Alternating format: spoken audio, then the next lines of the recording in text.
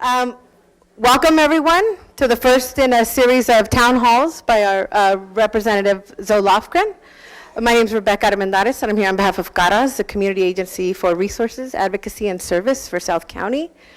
I'd like to start with the ground rules. Question cards will be handed out.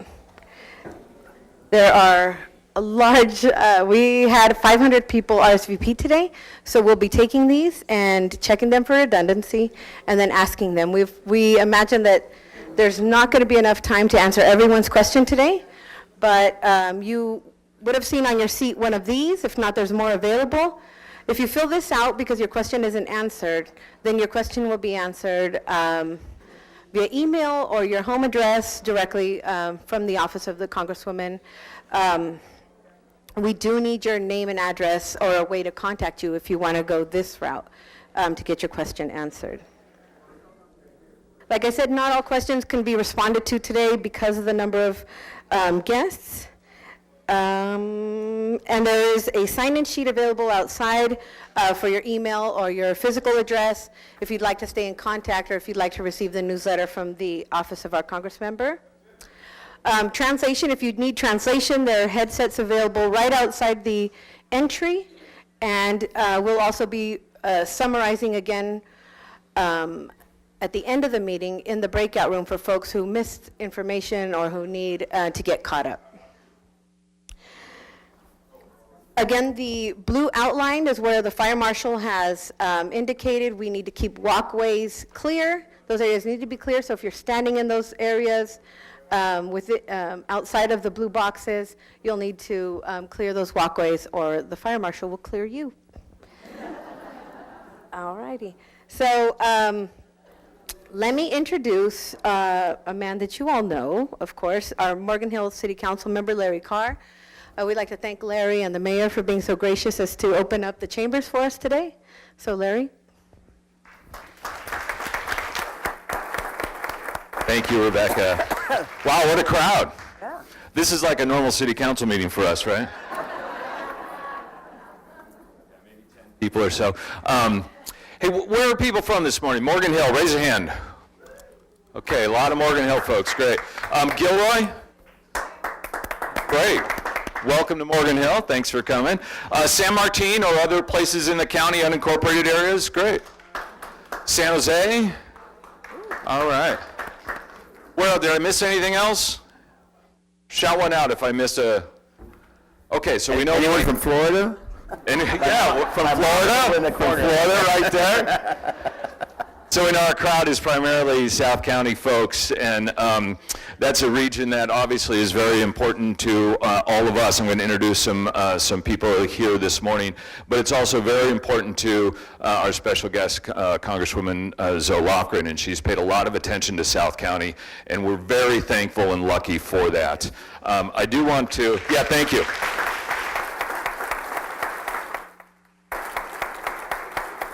I do want to introduce a few friends that are in the room today. I want to start with John Varela. John's standing over here. John is the chair of the Water District Board of Directors.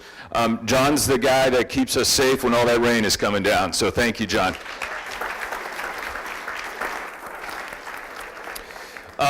Behind me up here on the dais, I want to introduce Fred Tovar. Fred's on the Gilroy City Council. So all of you who raise your hands from Gilroy, he represents you. And we're happy to have him here in Morgan Hill today. And then my colleagues on the Morgan Hill City Council, Renee Spring and Rich Constantine. Thank you, guys. Thanks for joining us today. I also understand David Gerard with the Morgan Hill School Board is in the room or on his way, in the standing room as well. Thanks, David. Thanks for being here. We have some students here today from our local high schools who are here hoping to meet our Congresswoman and to earn some civics points. And just a quick note, students, when we're done today, I know you have some forms to be signed. Any of these folks up here can sign those forms for you when you're done. So seek one of us out and we will help you get the credit for being here today. I want to really thank some people who put a lot of work into making this happen. Really, we've never had this many people in City Hall before, and it takes a lot of coordination, not just to put blue tape here on the floor, but to figure out literally how many bodies you can get in this room. And that took a lot of coordination from Morgan Hill staff this past week. And so I really want to thank the Morgan Hill Police Department, the Morgan Hill Fire Department, and our Deputy City Clerk, Michelle Wilson, who really spent a lot of time this week figuring this out. So thank you to those folks here as well.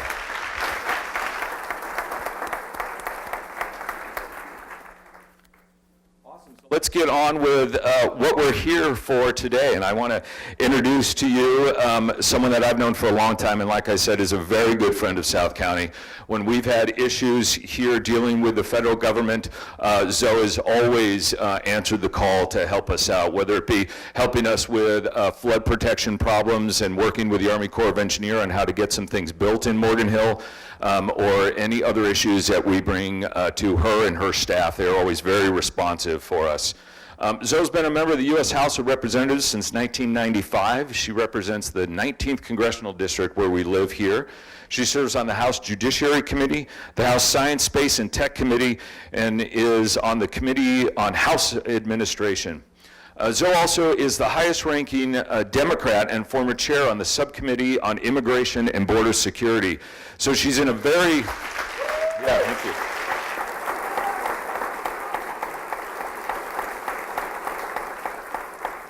She's in a very unique position to be able to talk to us about a lot of the issues that I'm sure you came here today to hear about, and I'm sure that'll be interesting for all of us. Zoe is also the chair of the California Democratic Congressional Delegation, which is the largest delegation in the entire House of Representatives and the most diverse. And so to have our member chairing that delegation is something that's really special and really meaningful for all of us. Am I going back to you? And so before we hear from Zoe, and we're super excited to be able to host her here at Morgan Hill and in our City Hall, I want to hand this back to Rebecca to finish up a little bit on some of the rules, and then we'll get right on to hearing from our member. Great. Thank you, Larry. Thank you. Thank you, Larry.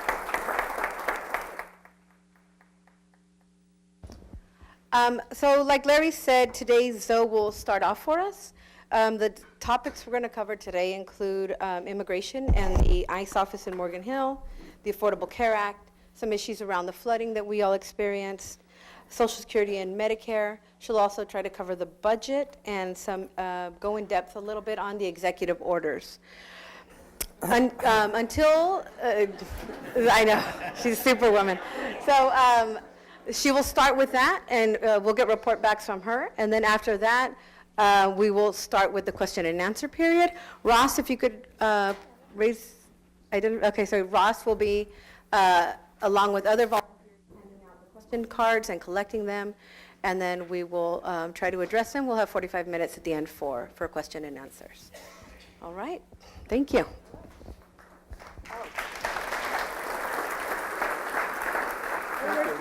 We were just joined by Councilmember Peter Leroy Munoz. Thank you. Thanks very much. I think that's for her. I think they've mic'd me up. No, thank you very much. Well, before we begin, this is an official government meeting. I'm so grateful to Morgan Hill for allowing us to use their chambers. But I'd like to start with the Pledge of Allegiance to our flag, if we could. I pledge allegiance to the flag of the United States of America and to the republic for which it stands, one nation, under God, indivisible, with liberty and justice for all. Thank you very much. You know, I just got in recently from Washington, go back Tuesday morning for more discussions and legislation. But it's a treat for me to come home. I come home virtually every weekend to see the people I represent. It's like drinking a cold glass of water, being refreshed, and I can go back and face the scene in Washington. I'm going to try and cover a few items really at the top line, but I'd like to talk just a little bit about how I hope we can conduct this meeting.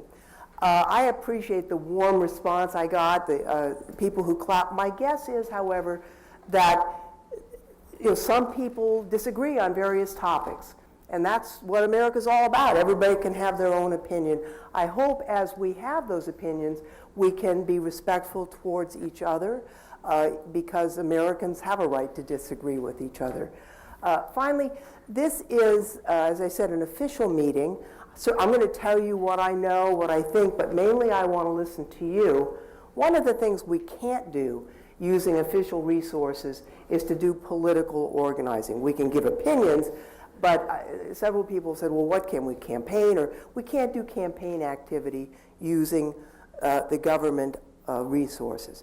So at the end of the meeting, I'll ask people if they want to have a political meeting organized by my campaign. We can do that if there is a great interest in doing so, but we can't legally do that using these resources.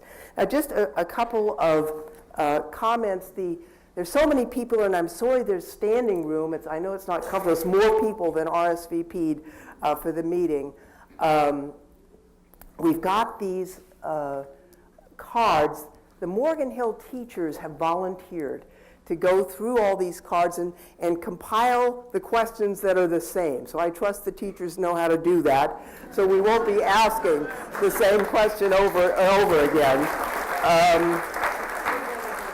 I appreciate that. And so we won't get to everybody. You don't have to sign your name if you don't want to. But if you want an answer afterwards, you have to give some contact information. So just some of the high points, and then we'll get into your questions. As was mentioned, I am the senior Democrat on the Immigration Subcommittee in the Judiciary Committee, and immigration is a subject that I have long worked on and been interested in. Many, many years ago, I was an immigration lawyer. Many, many years ago, I taught immigration law at the University of Santa Clara Law School. It's a complex area of the law. But just as a general nature, I'm someone who believes that immigration has vastly enriched the United States. We are, in fact, a nation of immigrants, and we look back historically to the value that has given to our country. I think it's important that we see currently and prospectively how immigration will benefit our country. Certainly, there are a variety of viewpoints on immigration, and right now, President Trump has engaged in a different set of policies than his predecessor, President Obama, and has recently issued a series of orders, executive orders, relative to immigration enforcement. I'll be honest, I disagree with the emphasis that he has made. The first executive order was about the border wall and enforcement. It suggests that a program called 287G, which essentially allowed localities to become immigration agents through contract with the government, it was stopped during the Obama administration. There were so many problems, lawsuits, racial profiling, and the like. That is being reinstated.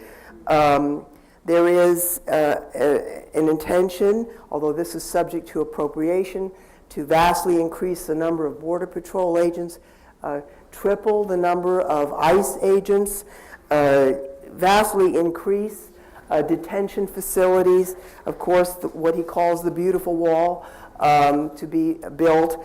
I think that those policies are not only expensive, but basically counterproductive.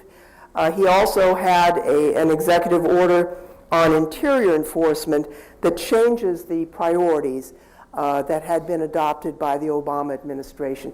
Basically, the Obama administration laid out a set of priorities where people who, in his judgment, posed a threat to the country were the first priority for immigration enforcement, and that would be dangerous felons, terrorists, and the like, and then down the line.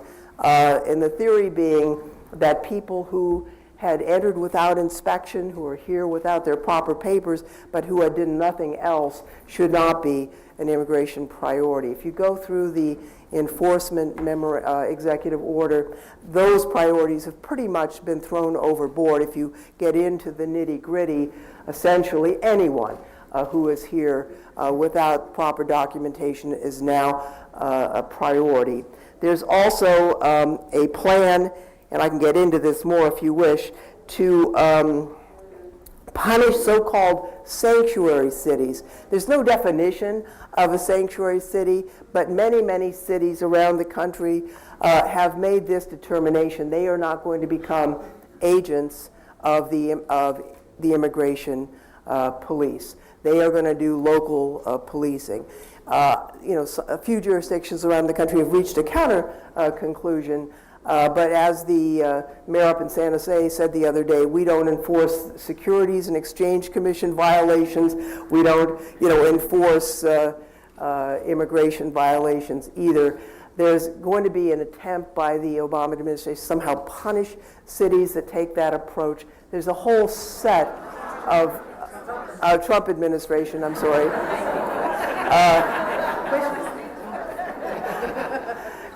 Thank you. There's a whole set of cases, Supreme Court cases, that call into question the ability of the federal government to essentially commandeer local governments for federal activities under the 10th Amendment. So that's likely to result in litigation. And then finally, there was the executive order on stopping the refugee program and prohibiting entry of individuals from 7 countries that was stopped in the courts and is now being rewritten. I remember years ago when I chaired the immigration subcommittee for a short time, we reached out and had a broad consensus of people from different areas in our country as witnesses. And one of the witnesses that we had was Dr. Richard Land, who was then president of the Southern Baptist Convention. He came in, and I always give his name because I thought it was I didn't want to steal his line. But he said, for years and years, America had 2 signs at the southern border. One said, help wanted, and the other said, no trespassing. And, I think if we look at the role of immigration historically, people often say, well, they ought to do it the right way. But there are only 5,000 visas a year for so-called unskilled workers entering the United States. We have 2 million farm workers. And so in a way, the law has not been set up to meet the needs of the American economy. And for years and years, with a wink and a nod, that's the way we met our economic needs. We have tried and have so far failed to create reform of the immigration laws, which is drastically needed. From top to bottom, not just the undocumented population, but it's really a dysfunctional system in many, many ways. And we had, I think the closest we came were a year ago when the Senate actually passed a bill. We did a count because there were some Republicans. It was mainly Democratic support, but there were Republicans supporting it as well. They did a count on the Republican side of the aisle. We had the votes to pass the bill, but the then Speaker John Boehner refused to allow a vote on the bill. So I thought that was really a shame in retrospect, but I'm hoping at some point we can get back to seriously legislating reform of that system. Just to touch base briefly, and then let's get to questions.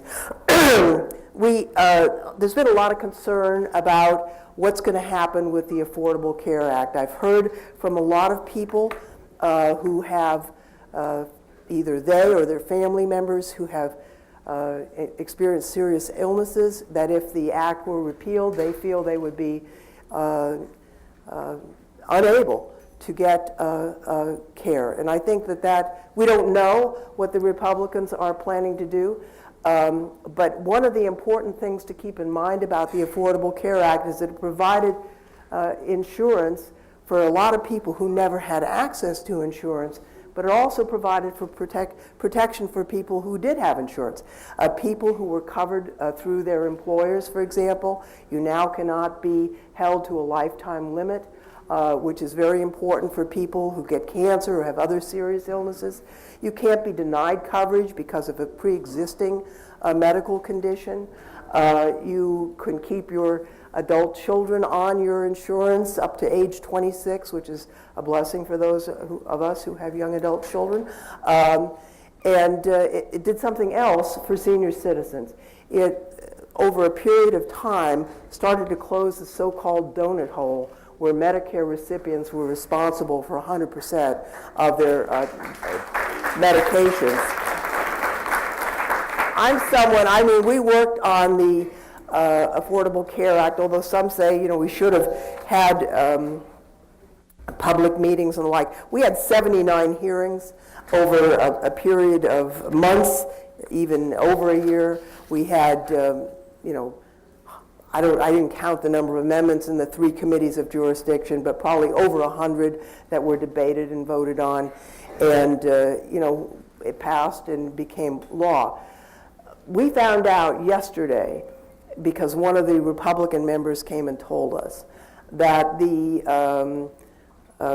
Republican leadership has a secret bill that they have locked in the basement somewhere, and that the Republican members were being permitted to go look at it, but were not being given copies, and that the Democrats were not permitted to look at it all. That's a bizarre way to proceed, in my judgment. So apparently the intent is to have what's called a markup, which is you introduce a bill and you go line by line and do amendments in the Ways and Means Committee next week, but we don't know what the proposal is. We will find out. I'm not someone who believes that the Affordable Care Act is perfect. We did the best we could, but like Medicare and Social Security, there are things that needed to be fixed afterwards. It was a very large program. One of the things that concerns me is that we did not adjust the cost structure for high cost of living areas. And so who's middle class in Morgan Hill and San Jose looks like you're rich in Iowa, and we're not. And so we needed to fix that, and I hope we will have a chance to fix that, but I think it would be a mistake just to throw the whole thing out. I'm running, I don't want to take too much more of your time. I'll be happy to talk about some of the other items, but I think it's time to get to some questions, don't you? Okay, let's get some questions. Thank you.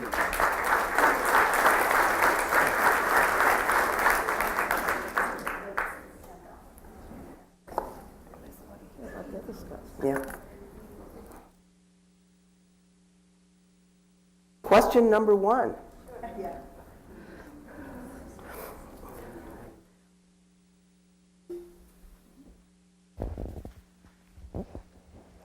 All right, we have question number 1. What do your Republican colleagues in the House say about President Trump's attacks on the fundamental institutions of our democracy, the judiciary, and a free, vibrant press? I don't think It's not working. There we go. Okay, I'll repeat the question. What do your Republican colleagues in the House say about President Trump's attacks on the fundamental institutions of our democracy, the judiciary, and a free and vibrant press? Can we influence them to defend our democracy? Well, let me, it's difficult to discuss this without sounding overly partisan. So I will preface my remarks with that anxiety. As you know, the House is organized along party lines. It has been really since the beginning of the Republic. And whichever party is the majority, currently the Republicans, really controls everything in the House. The Senate has a little more running room for the minority. And so the Republicans chair every committee, every subcommittee. They decide every bill that gets voted on, what amendments are permitted to be offered, and the like. That is a lot of power. And I fear that the Republican majority, who is very excited to have President Trump as president, has turned a blind eye to some of these items because they are so excited about having all the power. The idea that a president would start attacking the judiciary, I was stunned by the so-called judge comment. You know, it's fine as the president or as a member of the legislative branch, you don't have to agree with everything the judiciary does. And there have been times when I have disagreed with rulings, and you can outline the policy basis for that. But I've never said that the judges don't have authority. I mean, you know, the judicial branch is an equal branch of government, and I just think it's a very dangerous thing to start suggesting that the judicial branch lacks the authority to do their job. I also think that it is unwise to attack the press, as has happened recently, actually for some time now, with our president. Believe me, there are times when I read an article and I don't like it. I think every elected official has had that experience. And you can call them out that they're wrong on this or wrong on that. But to suggest that they're fake, that they're somehow illegitimate, is a big mistake. Recently, former President Bush said, you know, this was a mistake to attack the legitimacy of the press. And the concern I have is, you know, the First Amendment is really what keeps us free. It's the press, it's freedom of speech, freedom of assembly, and it's possible to damage the freedom of the press through your words. You don't have to pass a law, and I think that's what's happening now. I have not heard my colleagues on the other side of the aisle say what I've just told to you, but jury's still out. We'll see. Thank you. Next question. How do you and other Democrats plan to fight overturning the Affordable Care Act? I am 60 years old and I'm a dependent on the ACA. Do you feel that GOP members are rethinking this issue? Well, our plan was to oppose in every way. I think 100% of the Democrats in the House will vote against repealing the Affordable Care Act, number one. So there are 24 votes that separate the parties. That means that if 24 Republicans get cold feet, it doesn't happen. So that's not something I can do, but it's something the American public can do. And I do know, although I haven't been to Republican town hall meetings, the citizenry has been quite vocal in some of these meetings, complaining about a repeal of the Affordable Care Act.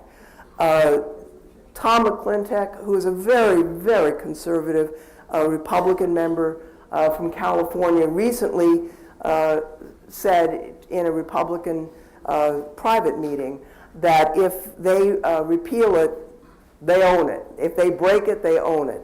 And I think there is some concern among members that if you just repeal the revenue, the whole thing falls apart. Honestly, some of the things that have been done already are causing problems for the Affordable Care Act. To suggest that you won't have the enforcement of the requirement to buy insurance does put into doubt the whole market for insurance companies. And most of the insurance companies will be setting their rates sometime this spring. So they need to have some certainty of what the market is going to be. And to the extent that uncertainty is interjected into that whole market, it's not a good thing for stability. I'm hopeful that my colleagues will have second thoughts about simply repealing the Affordable Care Act. I mean, our position has been this: we're willing to talk about improvements so long as repeal is not part of it. Once that's off the table, sure, let's sit down. Let's see if we can make things better, if we can do improvements. We've always said this is not perfect. There's things that we could do better, but we're still waiting for that to happen. Here's a possible scenario that the House will do a repeal and the Senate will be unable to come to grips with that. But that's just a guess on my part. I'll just say this: I'm going to stand up for the people in this community and others around the world who rely on the Affordable Care Act I've talked to so many people who have cancer who think they're going to die if this access to health care is repealed, and I'm not going to do that. I'm just not going to do that.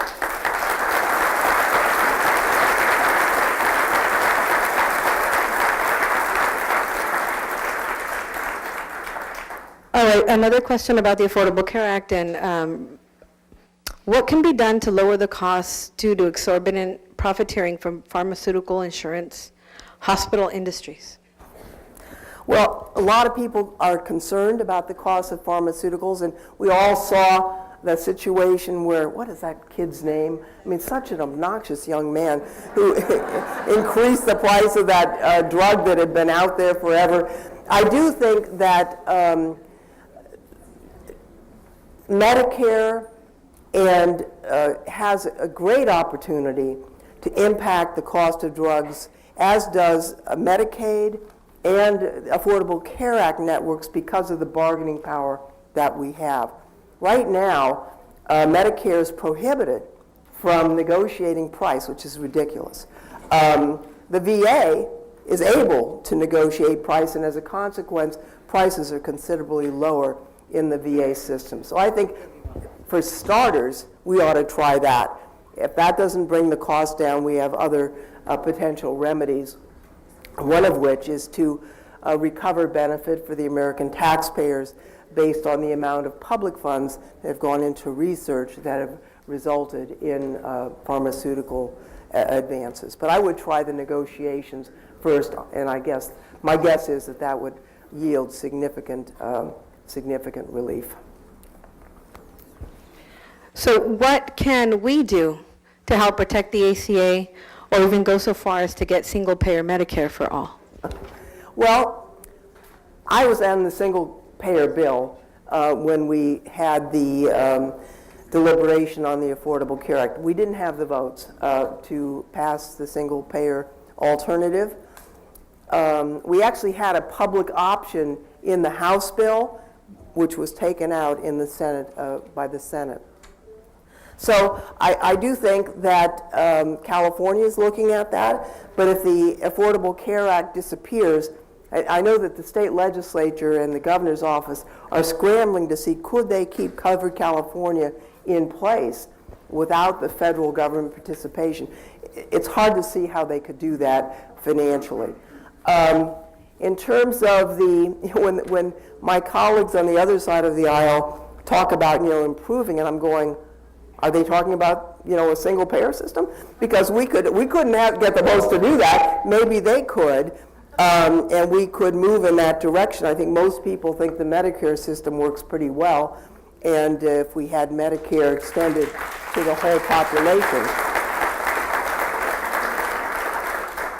In terms of protecting the system overall, I think we already agree if that's where you are. Some people here may not agree, but I am going to defend the Affordable Care Act to the best of my ability. I think it's important for people to speak out. I mean, I always like to hear from my constituents, but I think the senators, I think they're solid on this, but I'm sure they will enjoy hearing from their constituents. Why not call the White House and let them know? Why not call the Speaker of the House? He's not your representative, but the Speaker should be the Speaker for the whole country. And so hearing from people across the country, I think would be a good thing.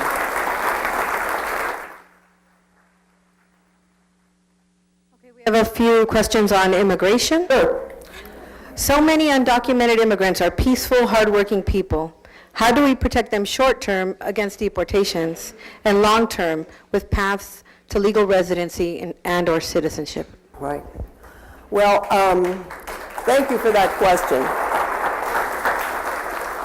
There may be people, kids who are DREAM Act kids here in this audience. There may be people who either are undocumented or they have members of their family who are undocumented, or they have a neighbor, or they, who are worried. There's a lot of fear about this in our country today, and the fear is warranted.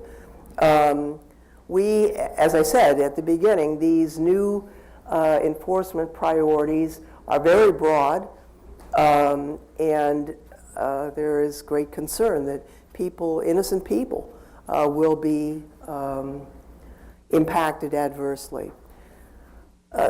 President Obama told us before he left office that he had a long sit-down with incoming President Trump about the Dreamers, and that he was under the impression that President Trump understood that he should find a way to protect the Dreamers. We're still waiting for that, but tellingly, he has not yet repealed the Deferred Action for Childhood Arrivals. People can still apply and be approved. There are a couple of young people who've been arrested and are facing deportation. When I talked to the director of ICE about that last week before last, they indicated these were exceptions, and there were exceptions in the Obama priorities as well. I mean, if you commit a serious crime and you're a DACA student, you're going to lose your DACA protection and become deportable. And they said that these young people fell into that exception. We'll see. I'm not necessarily saying that that's correct, but that's the assertion that they made. I do think that communities across the country are stepping forward to try and protect innocent people. For example, most of the urban law enforcement agencies in the state of California have indicated they do not intend to become immigration police. And so that's a significant benefit. Most of the school districts have indicated they're not going to turn over the school records to ICE. And I think that's exactly right.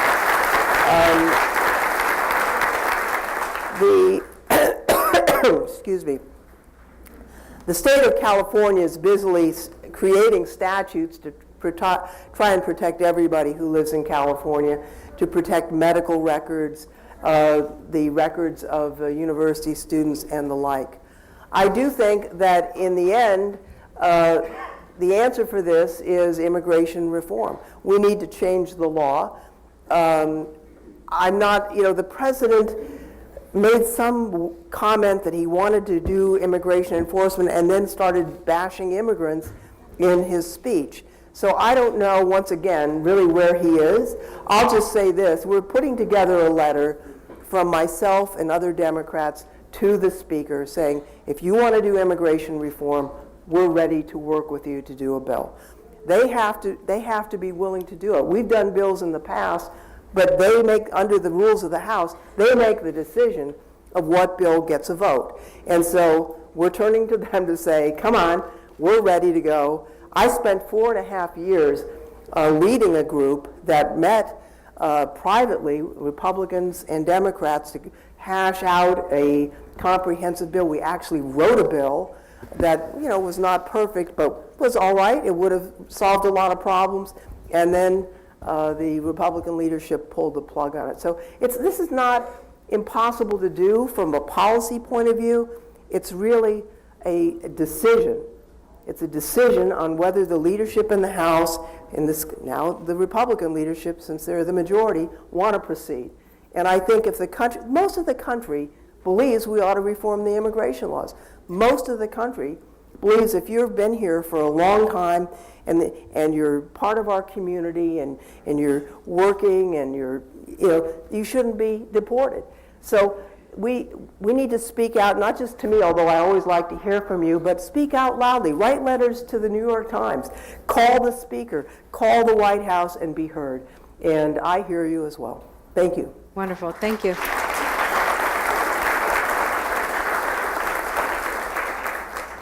Are there laws in the works to create more work visas for agriculture, hospitality, service industries? We need avenues for people to be here legally. Right. No.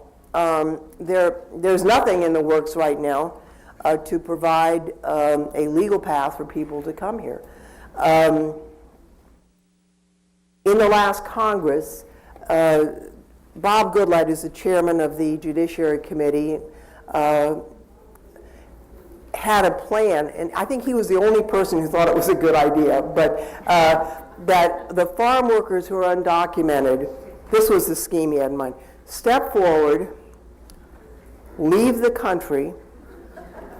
You would then become eligible, but not guaranteed, to get an 18-month visa, after which you'd have to leave permanently. Well, who's going to do that?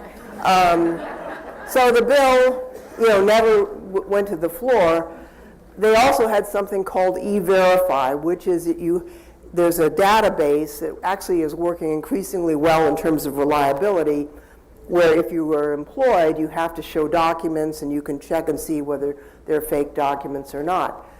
I honestly believe if we have a workable immigration system, that is part of an enforcement system that we should look at, because if we have a workable system, we ought to enforce that workable system. We don't have a workable system now, and the farmers of America became unhinged at this mandatory E-Verify, because we already know 80% of the farm workers in the United States don't have their papers. And if they left, we're not going to be eating any salads. So we've got to come up with a plan where people can legally enter, do the work that they want to do, that we need them to do, and that is not being considered yet, but it needs to be part of what we do as legislators.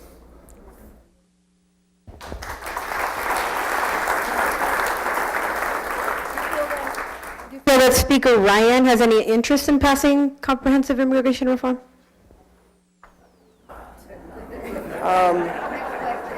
No, I mean, I get along, I don't agree with Paul Ryan on, almost anything. But I get along with him, as a human being. And I think at some level he probably does want to do an immigration reform bill, but that really doesn't matter.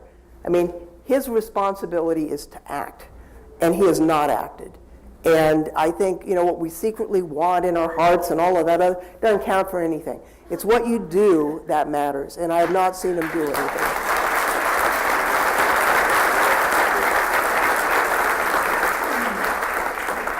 So how will you and your Democratic colleagues fight the expansion of private detention facilities, family detention, and the proposal to separate children from their moms? As an immigration lawyer with AILA and having volunteered in Texas, this disturbs me. And a follow-up to that is, how can we get ICE out of Morgan Hill? Right.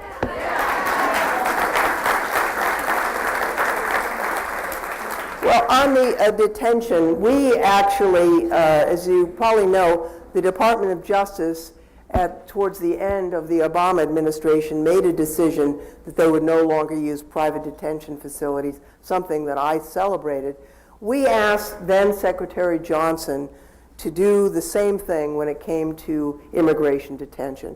They appointed a task force. It's interesting, it was a hand-selected task force, and even though it was, a majority of the members said we should eliminate private detention in immigration. However, that did not happen. And now, of course, the Trump administration wants to vastly expand it. So that is disturbing to me. I have gone down to Texas to visit the detention facilities where mothers and children are in jail. And I will say those images of the little kids and their moms haunt me. It's not an image I can remove from my memory bank. The facilities are, well, there's no way you can make it okay to put a mom and her 4-year-old in jail. It's just no way to make that acceptable. But in addition to that, the facilities were subpar, the health care was terrible. Every kid that we met was sick. One of the facilities I went to, there were 1,000 kids, and there was a pediatrician who came in once a week. These kids were all sick. We had a psychologist from the University of Texas, the head of their psychology department, who said, these children are going to be permanently damaged from the trauma that they have encountered. Despite our urgings, and I like President Obama, but in this he was wrong, and Trump is worse. So what can we do? Trump is the President of the United States. I didn't vote for him, and I wish he weren't, honestly, but he is. And so there's two things. We have an election next year, and as I said at the beginning, I'm not going to go into the politics of it, but I will say that All of these plans are subject to appropriation, and either body of the Congress can stop it. So that's one alternative. Alternative two is litigation. There is a case called the Flores case that goes back a long, long time ago, and it was on behalf of minor children who were in custody, and the government signed a settlement saying they will not keep children in jail, immigrant children in jail. The enforcement, Judge G down in Los Angeles had an enforcement hearing last year and came up with an accommodation when there was a large number of children coming from Central America fleeing the violence there, that the immigration enforcement people would have 20 days to get these kids out of jail or Border Patrol custody and into a home-like environment that is run really by the Office of Refugee Resettlement in the Department of Homeland Security. And I visited those facilities too, and they're actually, for an institutional setting, not bad. I mean, they're run primarily by, the Catholics have one, the Baptists have one. There's like a camp, but kids spend less than 30 days there before being placed with family or in foster care. I think that we need to raise our voices and we need to go back to court. The idea, and this is something that Judge G allowed in her ruling on the Flores case, that you could separate mothers from their children. I thought it was a terrible decision, but there was not a lawsuit brought directly on point on that. And I'm expecting and hoping that that will happen. I don't think, when I went to those prisons, I really walked away thinking, this is not the America I know. This is not the way we should be treating, a 3-year-old. I met a woman and her 4-year-old. That 4-year-old had spent a quarter of his life in prison. That's not the America I love.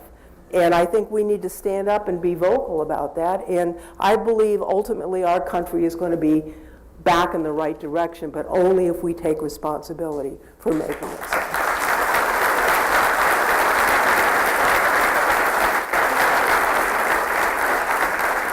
On the ICE office, now that it used to be that we would get some answers to our letters from ICE, not so much anymore. They basically, the ICE people have told the lawyers on my immigration staff that this, is really no big deal. They've moved the office. I honestly didn't know the office had been moved until they tried to do holding cells. They claim that the holding cells at the office will only be a temporary space for 12 hours. I was glad the mayor showed me the letter from the city planning department that it doesn't meet the zoning, and their permit was denied.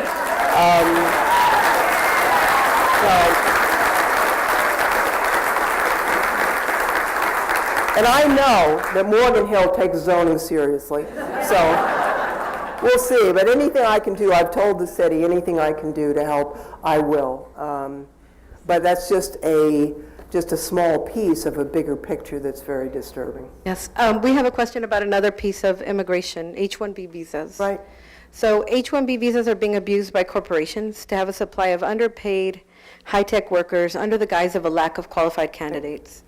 I've been an electrical engineer in your district for as long as you have been in office, and my 2 children are software engineers in your district. Do you support changing the H-1B visa system so that it does not serve as a disincentive to U.S. workers? Senator Grassley has good ideas on this. Right. Yes, I do. And as a matter of fact, I have introduced a bill recently that actually Grassley and Durbin took part of my bill on the bill they introduced. There is value on immigration, as I said at the beginning, and that includes people who are, super smart and highly skilled. But the H-1B visa program has oftentimes not been used for that purpose. I don't know if you saw the article about the displacement of software engineers at the University of California, San Francisco, and I met with those engineers. I mean, basically, people who are going to be paid substantially less than them have been brought in. They have to train them, and then they're fired. That's not what the H-1B program was supposed to be. And so in thinking about this and talking to a wide variety of people, I thought, let's use market forces to get at this problem. Right now, there are more applications for the 65,000 H-1B visas a year than there are visas. And a large number of them go to companies who seem to specialize in, undercutting the American workforce. They would disagree with that, but I think that clearly that's what's going on. That business model doesn't work if you award the visas based on who pays the highest salary. And so that's what I've suggested. The people who want to pay 200% higher than the highest salary get first crack at the visas. And if you do that, it's pretty clear that by the time you get to 100% of the highest salary, the visas will be gone. I've met some spectacular people who are here from other countries, some of them on H-1B visas, who are scientists, who invented things, who are going to help our economy. We want those people here. What we don't want is to undercut our Americans. And so I hope that my bill gets some attention from the Republican majority.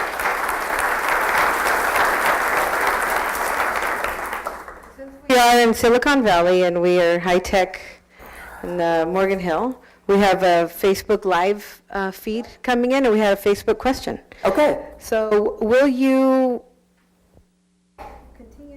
continue to strongly support the Fourth Amendment and oppose warrantless mass surveillance? It's as if I planted that question. I actually have led the effort in the House on that. You've heard of the Patriot Act. There are provisions in that act that allows the NSA to gain access to information of Americans without a warrant. Section 702 of the act, it's to be directed at the communication of foreign people outside the U.S. who do not have Fourth Amendment protections. But when that happens, since we live in an internet world and all data goes through all places, the information of Americans is they called incidentally corrected. Okay, so you've got a database. It turns out, and this is in the public record, so I'm not violating any rules, that database can and is queried by the FBI for garden variety criminals. And so I had an idea, let's have a warrant. That's what the Fourth Amendment says. And so I put together an amendment requiring a warrant if you want to search the database for an American. Because the Republicans are in the majority, I thought, I want this to pass. I need a Republican to put his name on it. And just a little side story. I've been working, it's a bipartisan group that's working, but a lot of the Republicans, they agreed with it, they said they'd vote with it, for it, but they didn't want their name on it. And a guy who actually said he'd put his name on it and did is a guy who I disagree with on so many things, but Thomas Massey is he's a kind of a libertarian from Kentucky. He wasn't afraid to put his name on it. So it's the Massey Lofgren Amendment. It passed twice, and last year we offered it again and it failed. So we'll see what happens this year. The Judiciary Committee had hearings this week. We had a classified briefing that frankly didn't, there was nothing there that I didn't already know. And then we had a very long public session, which I was not able to attend because of other obligations in the House. But we will be working on that.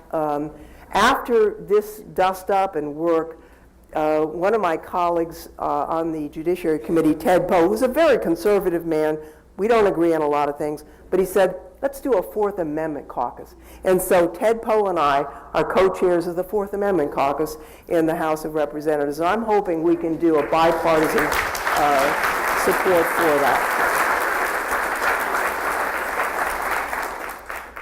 About 15 years ago, you had a press conference to talk about the Army Corps of Engineers and the work they were doing, or they were going to do, on the flood control, and with the Santa Clara Valley Water District.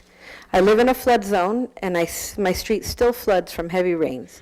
Can you tell me what progress they've made in the past 15 years to protect us from flooding? Well, honestly, I don't remember the 15-year ago press conference, but we have been working on flood control. It does, I assume, since this is a South County office, that it might have been the Yagas Creek flood control. That has been, I've been working on that for 20 years. And the good news is we're actually almost ready. John Varela is here someplace to begin the construction later this year. I won't bore you with all of the details of how the ups and downs, the fights, the whatever, but the Water District deserves a lot of credit. They stepped up to the bat. You remember Jerry McNerney, who once represented Morgan Hill. Jerry actually allocated a little bit of money from a project in his district so we would qualify for funding from the Army Corps. We have pieced this thing together. To me, it's ridiculous that the downtown Morgan Hill floods when it rains. It's ridiculous. This is a first world country. We ought to fix that, and I think we will starting this fall. And I'm sorry it took so long, but at least it's going to get done.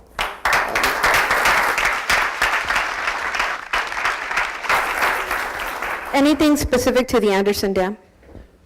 Well, I am going to go on a tour Monday afternoon. Here's what I know, and it's probably not more than you know from reading the paper. Anderson Dam has had concerns about its seismic capacity. And as a consequence, there has been a decision made to keep it not full. I mean, I think it's 68% full so that it wouldn't press on the earthen dam and would not collapse in an earthquake. The recent floods and rains filled the darn thing up. There's a lot of concern, I think, in Morgan Hill because you're right in the path, but honestly, San Jose too. I mean, it's a very concerning situation. I don't know, I think they're continuing to release water from the dam, even it's not raining now, and that's going to have to continue until it's back to its 68%. But I know the Water District has a plan that the voters have funded to actually reconstruct that dam so that it meets standards and is safe. Until it is, I think we're all at risk. And some have suggested that it should be emptied or brought way down. I don't know the answer to that, but as somebody who's downstream and whose block got flooded, we're all thinking about that, and it's something that the Water District has the legal authority on, but I am sure they will be discussing, and I don't want to speak for them. Thank you.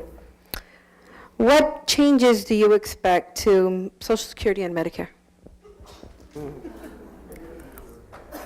Well, the Speaker, Paul Ryan, has something called the Ryan budget. For reasons unknown to me, people love, it's so wonky, it's so duh. But it's actually, there's big numbers, so, like asterisks, we'll find the revenue from someplace. I never thought it was a serious effort, and it didn't need to be serious when there was a Democratic president and this budget was never going to go anywhere. Now I take it seriously. The plan is basically to eliminate, they use other words, reform, update, modernize, eliminate Medicare by eliminating the guarantee and replacing it with a voucher that seniors could basically buy whatever they could. I think that's ridiculous. That's a terrible idea. Medicare has been, I remember my own late father. I mean, what would he have done without Medicare? This has been a mainstay of, one of the pillars of economic security for seniors, and not just seniors, for the children of seniors. Since 1965 when it was adopted. We're going to fight tooth and nail to keep the Medicare program alive, and I think we're going to count on all of you. The Social Security Administration, Secretary Price is someone I served with in the House for a long, long time. Again, we were always personally cordial with each other. But his ideas, in my judgment, are radical, and he opposes Social Security. I think we can win that fight, but we're going to have to be, it can't just be those of us who are elected. It's got to be the American public standing up and saying, heck no, you're not doing that. And let me raise another question that was not in the question, but it's very important because it's another pillar, which is the Medicaid program. People think Medicaid is for poor children. It is, and that's important. I'm for that. But most of the money is actually going to nursing homes to help senior citizens who spent all the money they saved in a lifetime. Now they have no money left, and Medicaid pays their nursing home bill. If you block grant that and limit the amount of money, it's a catastrophe for those seniors, and it's something that we should not permit to have happen. Thank you.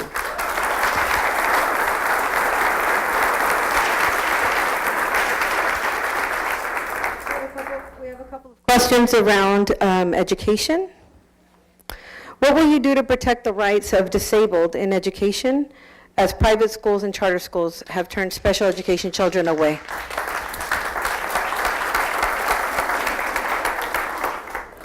I think actually not, maybe people may not agree, I think there is a role for publicly funded and public charter schools in our system.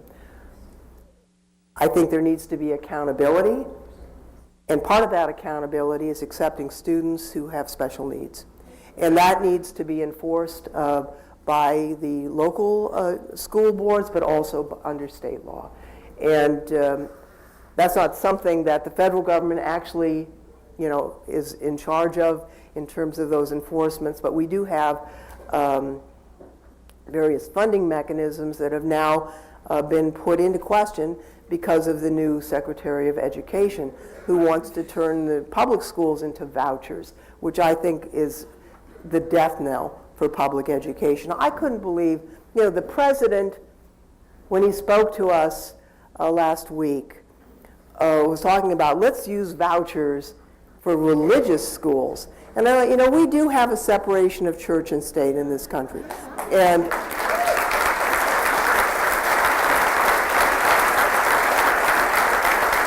so I do think we've got to speak up. We've got to hope that our senators, they needed 60 votes to do a lot of things in the Senate unless they change the rules.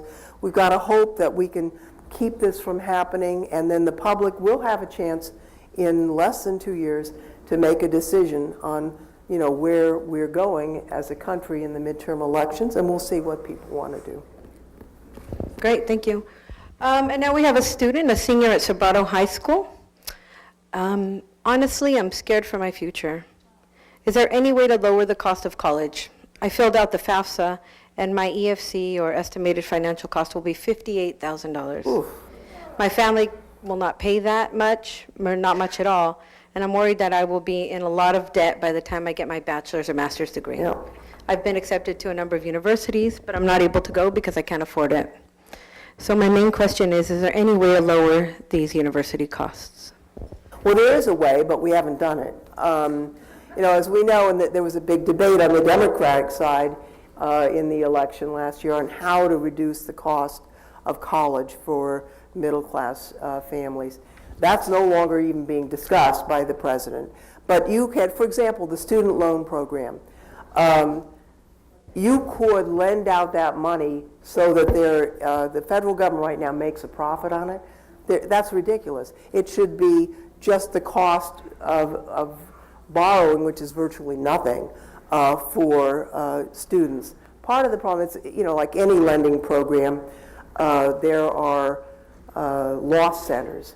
And one of the loss centers in the student loan program is for-profit universities, where most of the defaults are happening in that sector of the economy, of the education system.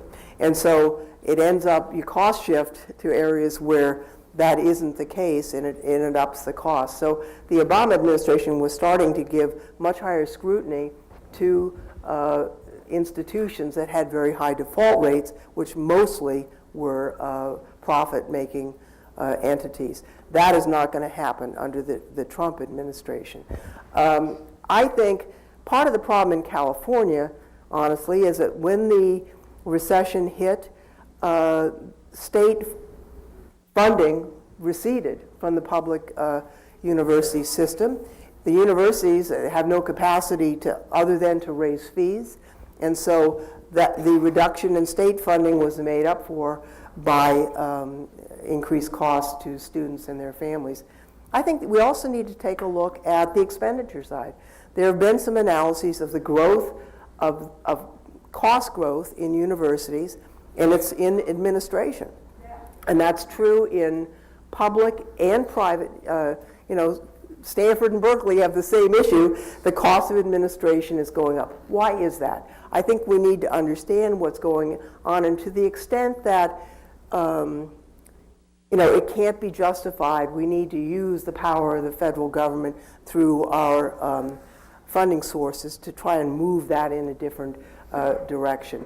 Finally, I was once on the Board of Trustees of a community college board, San Jose Evergreen. I'd like to give a little pitch for the community college system.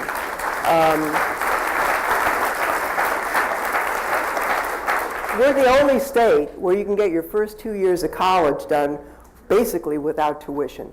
So as for everybody, I'm not saying that every person should do that. My husband went to Bakersfield College for his first 2 years and UCLA for his second 2 years. And he said there was nothing at UCLA that matched what he got at Bakersfield College. So I think, at least think about that for some families. And the final thing is that for very bright kids, the private universities actually have really pulled up their socks on this, so that if you are admitted, they'll pay for you. At Stanford, at Harvard, at MIT, and really on and on and on. Once you're in, if you can't afford it, they will pay your tuition. So don't limit yourself just to the state system, even though it's a great one. If you can't afford it, shoot for the moon. And I'll just say finally, I don't know who asked this question, but if you were around, let me introduce my staff. Sandra Soto is my chief of staff. And there's Kathleen, Christian. If there's something we can do particularly for you, we're happy to try and go to bat for you. So come up after the meeting, talk to my staff, and let's see if there's anything we can do to help. Thank you. So again, around education, how will you and what can we do to protect our public education system with having Betsy DeVos as the Department of Ed secretary, and her HR 610, HR 899, which are working to dismantle our system? Well, I thought she was, not qualified to be Secretary of Education, and but I didn't get a vote, so there she is. I guess the good news is that most of the money that goes into public education is not from the federal government. Most of the money comes from state government. And I see in our state legislature, I'm glad to be from California, I'm proud to be from California. And, they're stepping up. And the voters of the state step up. I mean, if there's something to fund education, California voters vote for it, because we understand the investment you make in young people is everything for our future. We don't have a future without investing in young people. So, as I say, the Republicans ran the table. They've got the Senate, they got the House, they got the White House. They can pass any bill, and I can't stop them. But I do think that we collectively can raise our voices, and we can cause a slowdown, and we can also work with our state government to make sure that the essential functions of a civilized society are maintained here. Thank you. We have a couple questions regarding veterans and the Veterans Administration. Are there proposals for helping the VA respond to the needs of our vets? And how can we get our VA doctors paid in such a way so that we could retain them? Right. Well, the VA system, has had a lot of problems. I mean, we've all read about it in the news, from inadequate levels of service. It's very easy to bash the VA, and there have been some people who screwed up. I mean, no question about it. But I think an underlying issue is that we engaged in 2 wars, sent a lot of people off to war who sustained horrendous injuries, and we didn't up the VA to accommodate that part of the war cost. I mean, you can't send people off, and you meet these fellows that, I mean, their legs are gone, they've just tremendous injuries, and it's going to cost us. It's going to cost us in terms, and you shouldn't send somebody off unless you intend to take care of them when they come back into it.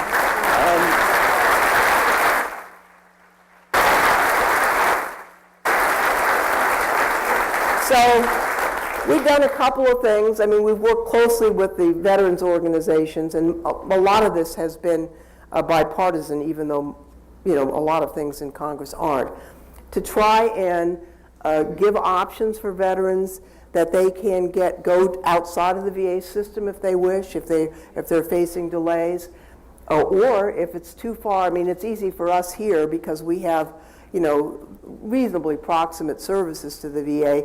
If you're in the middle of nowhere, you don't have a VA hospital or VA clinic, so trying to give options for those people. We do need to increase the pay for the medical staff. I think we need more facilities than we have. We're opening a new clinic in San Jose right off of 101, and that will be, a lot easier for South County residents to get to because it's right off Hellier Avenue. But we just need to take responsibility and do the funding. I'm not seeing that, and here's what I'm really worried about. The president, I thought this was odd in his speech. He said, we spent trillions of dollars, we wasted it on these adventures abroad, or something, that's not word for word, but something to that effect. And then, on and on and on, and he says, and I want to massively expand defense spending. It's like, well, can both of these things be true? So he wants to do a huge increase in defense spending, but not at the expense of domestic spending. So what is domestic spending? It's education, it's the VA, so I'm really very concerned about the direction that we're going when we should be increasing spending for veterans, that we might be going in the other direction.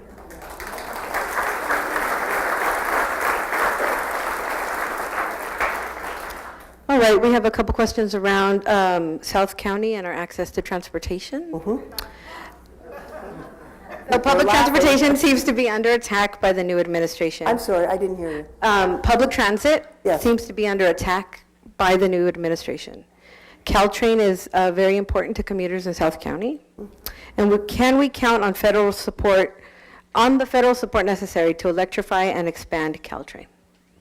One of the things I thought, I try not to get mad because it's counterproductive. I mean, you have to be operational, deal with stuff, move forward. But it did make me mad that the Kevin McCarthy, who is the whip and a Republican representative from Bakersfield, that every single Republican from California wrote to the Secretary of Transportation saying defund Caltrain electrification.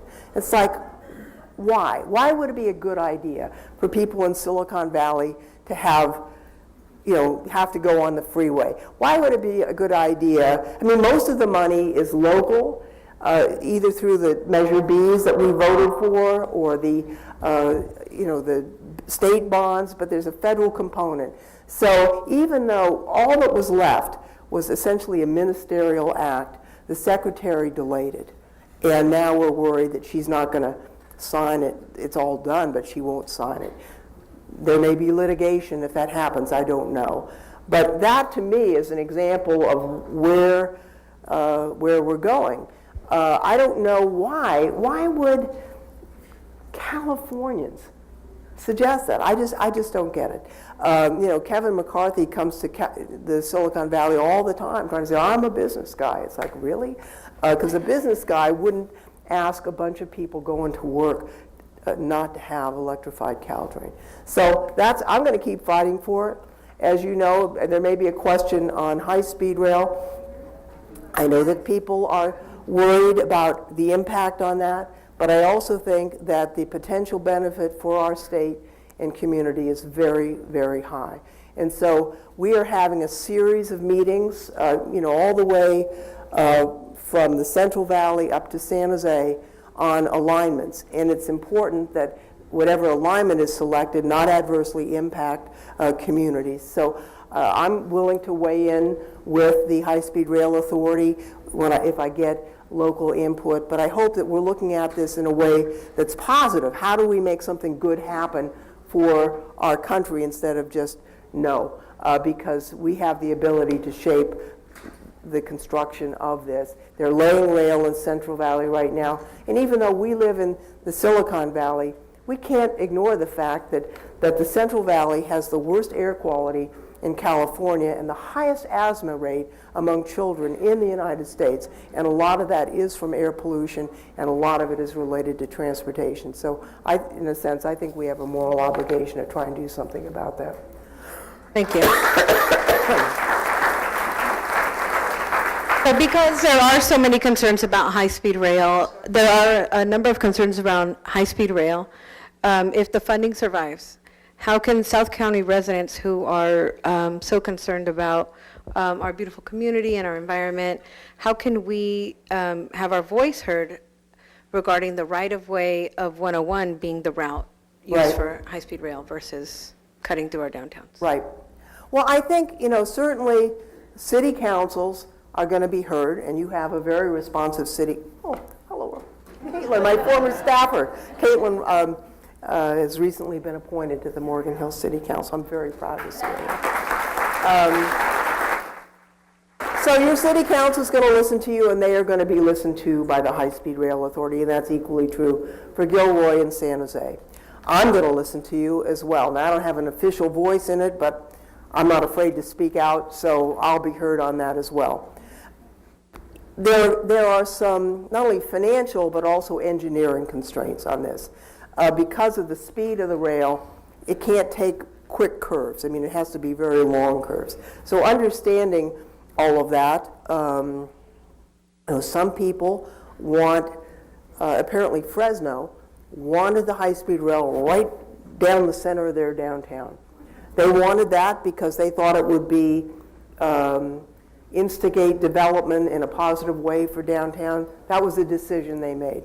I don't know if that's a decision that Morgan Hill and Gilroy want. There are other alternatives.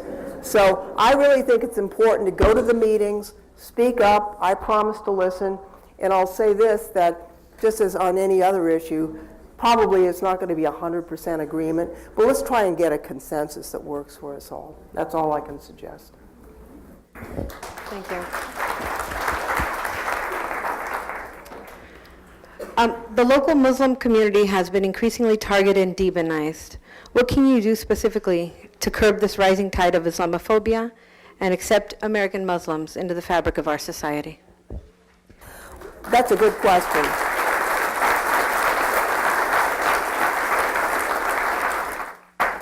I think one of the things, we have hate crime legislation pending in the House.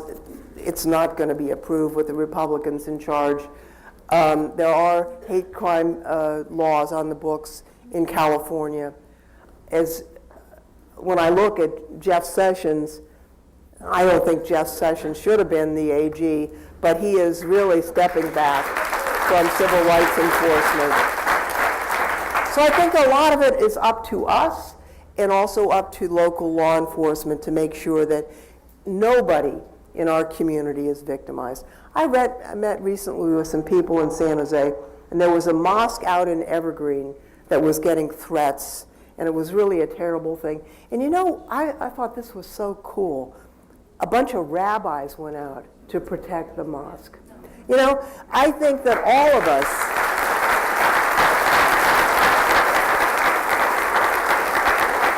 we need to take a stand about what we believe in. A country where the First Amendment matters, and you can have the religion you believe in. It doesn't hurt anybody else. you know, in the end, one thing that Trump may have done for us is to make us understand, all of us, the responsibility that we have. You can't put this on autopilot. There's no guarantee that the freedoms that we have had for so many years, we just get to keep. An alarmed, vigorous, vocal public will protect us more than anything else, and you're part of it.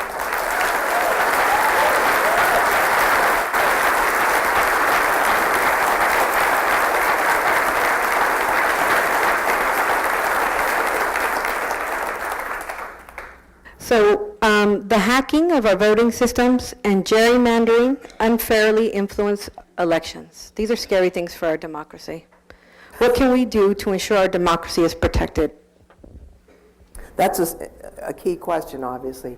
You know, it's interesting. I've been in the House now a long time, thanks to your continuing to hire me every other year. In those years, there have only been 4 years where the Democrats were in the majority. And of that, only 2 years where Democrats were in the majority with a Democratic president. So we had a very limited window to actually do Dodd-Frank and the Affordable Care Act and Lilly Ledbetter Act and on and on and on. We got a lot done in a short period of time. One of the things that we did not accomplish, I chaired the Elections Committee in the House Administrations Committee, and we were trying to put some constraints on the use of internet-connected voting machines because of the concerns we had on security. We were unable to get that through in the time frame we had, but the good news is states have pretty much pulled those back. There's almost nothing left in terms of those vulnerable machines. The FBI and looked at the Russian hacking situation. There is no question that they were into our election. Now they're into the election in Germany and France. It's a serious problem for our country and other Western democracies, but there's no evidence that they actually hacked the vote, which is a piece of good news. So we need to be vigilant. All elections are done by localities. They're not done by the federal government, but it's important that there be a paper trail in each and every election, so if there's any doubt, you can actually go and physically recount and find out what happened. That's what we do here in Santa Clara County. One of the things I was so disappointed in, there's something called the Election Assistance Commission that was done after the 2000 election. Remember the hanging chads in the Supreme Court and the like, and so we did the Election Assistance Commission to provide technical support to localities and legal support so that we would have elections that were highly functional. 3 weeks ago in House administration on a partisan vote, they voted to abolish the commission, and which is the wrong direction. I mean, there have been some problems with the commission because there's a partisan divide, and we should do something about that. But just eliminating it, I thought, was unwise. But that's likely what we're going to do. On gerrymandering, I'll be honest, we did, by voter initiative, we now have nonpartisan redistricting in California. At the time, I thought it was a bad idea. I admit it, because I thought, well, why should we do that in a Democratic state? I was wrong. The voters were right. And it's a much better system. The commission doesn't know where the incumbents live. They don't know what the what the partisan split is, and it's just the right way to do it. So I have a bill that would require nonpartisan commissions for the House of Representatives in every state.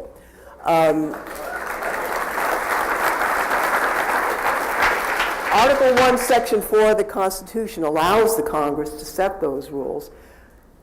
The Republicans, and to be honest, I mean, the Democrats have gerrymandered Illinois. The Republicans gerrymandered more states because they have more legislatures, but it is done, and I really think voters ought to choose their representative instead of having the representative choose the voters. So if we get a chance, if we are once again in the majority, that's one of the things I hope to put right at the top of the agenda to move.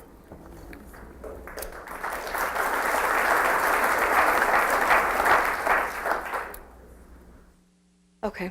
Regarding the EPA, How are you working to protect our environment with the assault on the EPA, such as HR 958, 637, 694, et cetera?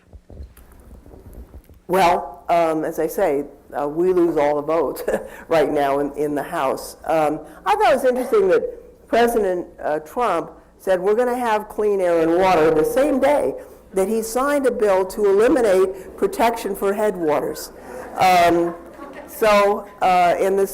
while he's working to unwind the clean air rules relative to coal power plants, I think that for reasons I don't fully understand. I mean, I have policy disagreements with many of my Republican colleagues. To be honest, some of them I don't like, and some of them probably don't like me. But I also know that many of them are, you know, it's not always that easy a job. They want to do what's right for the country, many of them. I just disagree with what they think that is. And why having a dirty environment they think would be good. I just don't get it. But that's the way the votes are going now, and I think it's likely that the votes will continue in that regard until there's a change in how the House is organized and the partisan nature of it. So I have one thing I can do. Well, two things. I can speak, I can vote. I'm going to do both. Thank you. I'm told that this is the last question because we said we would go to 11:30, and the people who are standing, I'm sure, are getting tired of standing. So, but I'll be up here to sign the cards for this. Oh, one more. All right. So what can our representatives, Democrats, do to protect working people and prevent the passage of the National Right to Work for Less bill? Yeah. Well, I think, you know, the National Right to Work law, I think, is very misleading because you're not required to ever join a union in this country. But basically, if there's a provision of your dues that is allocated towards negotiation and benefits, you should pay that part. And why should you be a free rider is basically it. So I'm for that. Now, a lot of my colleagues really are against unions. I'm not. Actually, I grew up in a union family. My dad was he was a beer truck driver, and he was in the Teamsters Union. And I understood as a kid how that mattered. It made a big difference for us. I think where you come from and the environment you grew up in obviously changes your outlook. It helps shape how you see things. I see the ability of unions to not only stand up for their own members, but also to have an impact on society at large is a very positive thing. We would not have weekends. We would not have a 40-hour work week. We would not have overtime if it weren't for unions. So all I can do is to say I'm going to speak out and I'm going to vote. And I hope that people across the country will speak out and vote and that we defeat this, but I can't guarantee we'll prevail. So I'm going to do something before I let Larry come and hold this up. I'm going to stay and sign the little cards for all the students who are getting civic points for this. Awesome. I want to thank everybody for, you know, everybody has been so nice to me, and I appreciate that. You've been so respectful to each other. I appreciate that. Now, I said at the beginning that we couldn't do like a political organizing thing here, but I think there are questions that really relate to that. So if you are interested in having a political meeting that would be funded by my campaign, not the office, at some later date, raise your hand. Okay? We will try and organize that. With that, let me just thank you all. You've been wonderful to listen to today, but more than that,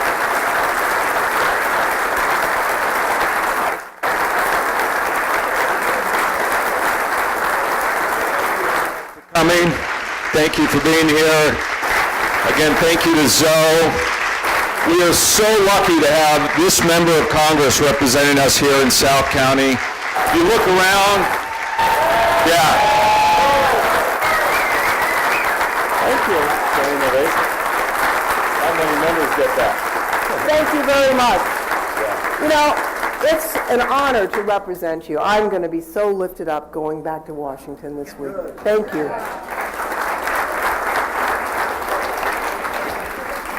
So thanks again for coming to South County. We're honored to have you here at Morgan Hill. I always learn so much from just being around Zoe and listening to her, so we're so lucky. Hey, real quick, before everyone takes off, I just want to introduce Caitlin Yakimowicz, our newest council member here in Morgan Hill, who joined us. Peter Leroy Munoz joined us partway through, and we said hello to him earlier, and I want to thank Fred, Renee, and Rich all for joining us here as well. And again, thank you to the Morgan Hill Fire Department, Morgan Hill PD, and our city clerk's office, and Michelle Wilson for putting this together. Thanks everyone for coming out.